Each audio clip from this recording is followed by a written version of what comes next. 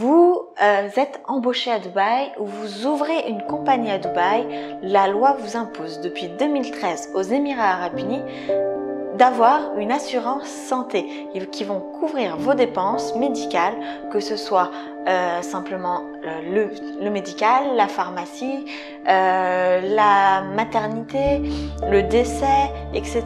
etc. Comment évaluer son assurance santé? Comment peut-on savoir si son assurance santé est une bonne assurance santé?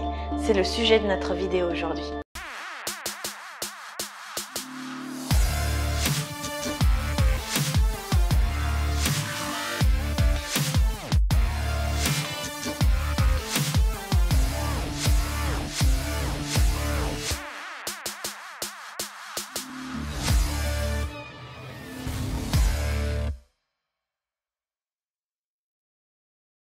Avez-vous une bonne assurance santé? Donc, par la loi, si vous êtes salarié, c'est à l'employeur de prendre en charge votre assurance santé, de vous fournir une assurance santé. Si vous êtes General Manager et que vous avez une entreprise ici aux Émirats Arabes Unis, vous devez prendre une assurance santé pour vous et fournir une assurance santé à vos salariés. Pourquoi la question se pose de savoir si vous avez une bonne ou une mauvaise assurance santé? Tout simplement parce qu'il existe ici, auprès des assurances et des mutuelles, ce qu'on appelle le Essential Basic Package, qui va simplement venir aider l'employeur à respecter son obligation légale de vous fournir une assurance santé sans pour autant vous couvrir totalement sur tous les aspects. Cette assurance santé basique, pour vous donner un ordre d'idée, généralement, elle peut se trouver autour des 1000 dirhams à l'année pour le salarié. Donc 1000 dirhams, c'est 250 € par salarié. Est-ce qu'avec 250 € par an, par salarié, est-on bien couvert? Donc ça aussi, c'est la question. Je vais vous donner quelques critères, quelques points à vérifier dans votre police d'assurance pour savoir si vous êtes bien couvert. Quels sont les grands critères? Quels sont les critères importants? Déjà, une première partie, c'est la couverture. Que couvre votre assurance santé? Donc elle peut couvrir le médical, donc toutes vos dépenses en consultation de soins, vos dépenses en termes de consultation déjà généraliste ou spécialiste. Donc déjà ça c'est une première chose. Elle peut également couvrir tout ce qui est frais de maternité. Donc ça aussi ça peut être un aspect important. Tous les frais de décès, rapatriement, etc. etc. Donc déjà, que couvre votre assurance? Deuxième chose, quelle est la limite? Dans quelle limite vous couvre-t-on? Par exemple, en pharmacie, peut-être que la limite annuelle que vous avez en pharmacie va être à 100 000 dirhams. Peut-être qu'elle sera à 10 000 dirhams. Donc, quelle est la limite qui vous est autorisée pour ces différents postes de couverture, que ce soit la médecine, que ce soit la pharmacie, que ce soit la maternité, etc. Quelle est la limite?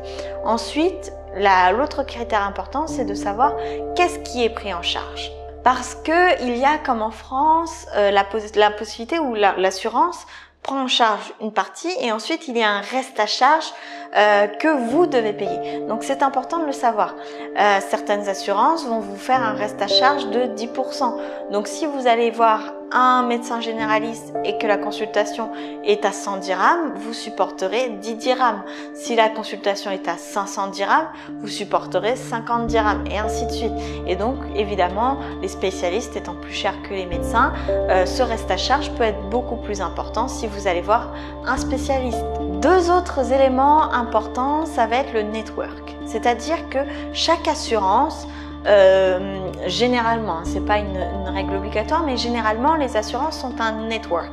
Donc c'est-à-dire que elles ont des liens privilégiés avec certaines cliniques, certains hôpitaux et elles vous obligent ou en tout cas elles vous remboursent mieux si vous allez dans les cliniques, dans les hôpitaux, chez les médecins qui font partie de son network. Donc ça c'est important de le savoir dès le départ parce que ce n'est pas le moment de le découvrir une fois que vous êtes allé chez un médecin et de voir que vous êtes pas couvert ou très peu couvert. Autre donnée importante, ça va être tout ce qui est pré-approbation. Regardez si votre assurance vous demande avant toute consultation d'obtenir son approbation pour être couverte. Donc par exemple, certaines assurances vont vous dire avant de consulter un spécialiste, avant d'aller voir un chirurgien pour telle ou telle opération, vous devez obtenir mon autorisation afin d'être couvert. Donc ça, c'est un aspect qui est important.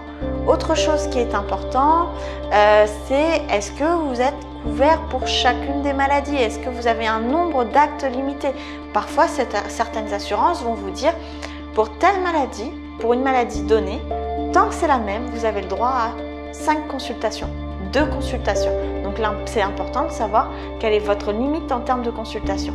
Enfin, peut-être dernier critère qui est important, si vous souffrez d'une condition préalable. Si par exemple vous avez un cancer, si par exemple vous avez une maladie chronique qui est déjà là, assurez-vous que votre assurance couvre cette condition préalable. Assurez-vous que l'assurance est informée afin qu'elle ne puisse pas vous opposer cet argument pour vous empêcher d'être couvert. Donc tout ça, ce sont des aspects qui sont importants.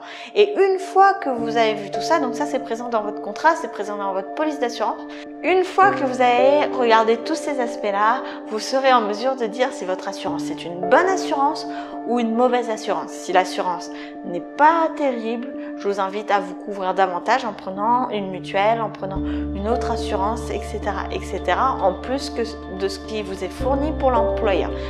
À savoir que les frais de santé à Dubaï et aux Émirats Arabes Unis peuvent être assez chers, donc ça peut faire partie de votre négociation lorsque vous négociez votre package salarial.